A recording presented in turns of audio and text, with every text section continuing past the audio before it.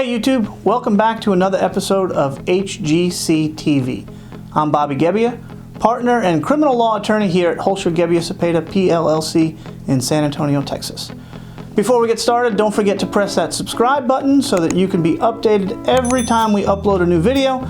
Today we're going to be diving into the world of juvenile law and tell you some very important things that you will want to know about. In the state of Texas, of course, age is what classifies someone as a juvenile. For criminal purposes, less than 17 is going to be an age where you may be subject to the jurisdiction of the juvenile criminal courts here in San Antonio. Just like any other crime, if your child is accused of a juvenile law violation, then you want to contact a lawyer immediately. And that goes for just about anything. I like to say that if you ever think that you need a lawyer, it's already too late. Call a lawyer. You're in a position where your child could be removed from his school, removed from his friends. His or her criminal history could affect getting into colleges, getting into schools, getting good jobs, and really be a huge source of anxiety and trauma for them. So you want to really get to it right away. Get a lawyer, find out what's going on, find out what the process is, and we're here for you. In general, the main differences between the traditional justice system versus the juvenile justice system is punishment, right? In traditional justice system, you talk about, okay, how are we going to punish this person who violated some law? At the juvenile system, they don't talk about punishment. What they talk about is disposition and rehabilitation. What are we going to do to rehabilitate this child who might be in need of some type of services from the government or the court system? People don't generally, or juveniles don't generally get incarcerated unless you go very far down the line in the juvenile justice system. There is a thing called TDCJ, which is where juveniles 17 and younger could be incarcerated at for purposes of rehabilitation only.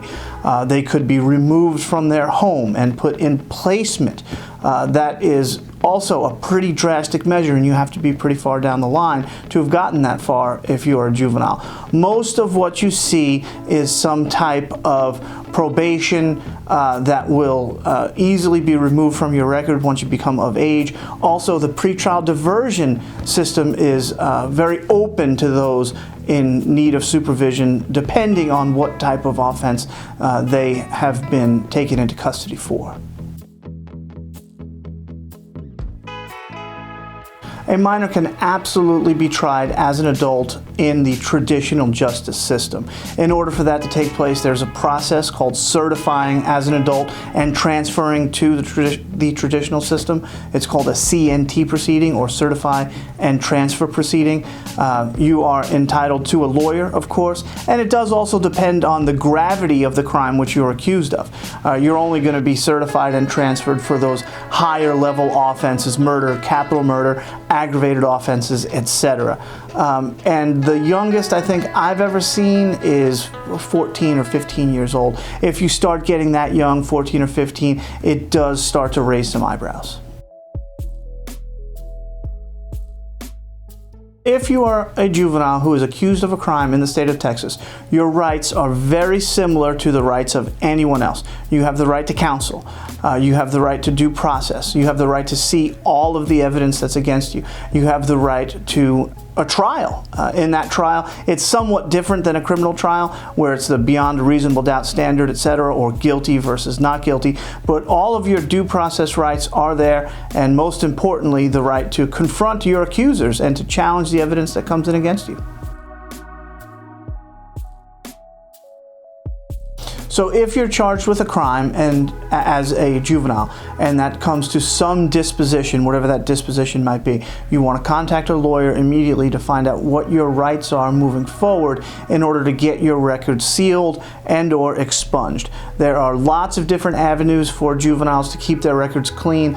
Many parts of the law of juvenile law and the process leading up to the disposition of the case, there's built-in functions that make sure that if you come out of it okay, your record will be sealed.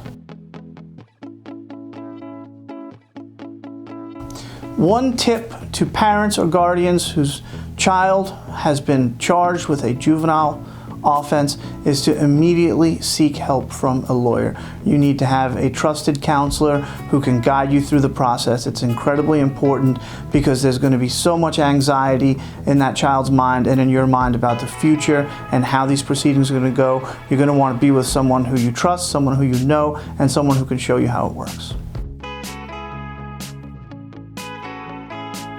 So the first thing that you need to do if your child is taken to juvenile detention is you immediately want to seek out a lawyer, because a detention hearing is going to come within probably 48 hours. And at that detention hearing, you're going to need a lawyer to appear and convince the judge that this child of yours is not a danger to himself or to others, and that child is willing to be supervised. If you can show those two things to the judge, then it's likely that the child will be released pending disposition of the case. Thank you for tuning in to this episode of HGC TV. For more educational and potentially fun lifestyle content coming your way soon, hit that subscribe button and bell button down below. For more information about Hoelscher Gebbia Cepeda, you can give us a call at 210-222-9132 or visit us at www.hgclaw.com. This is Bobby signing off. Goodbye.